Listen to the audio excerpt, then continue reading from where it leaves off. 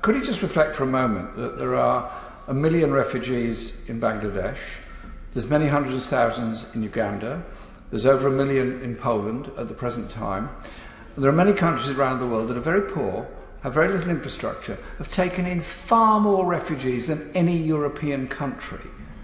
They are holding their hands out to support people. He appears to be moving in the opposite direction.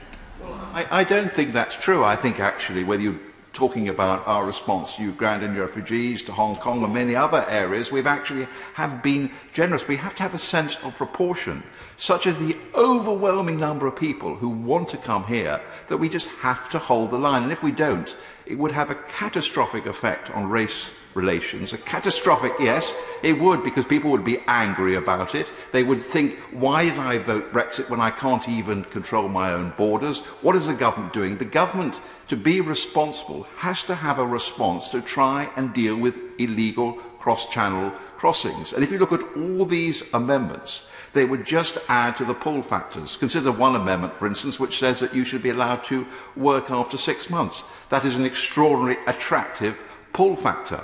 So I'm afraid that the government has to hold the line on this. My personal view is that until we are prepared to criminalise people who take this illegal route, until we are prepared to arrest them, and until we are prepared to deport them, we will never have a chance of dealing with this trade.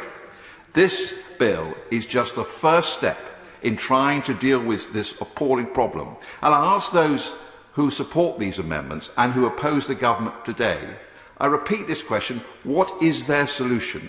People are pouring across the channel every day.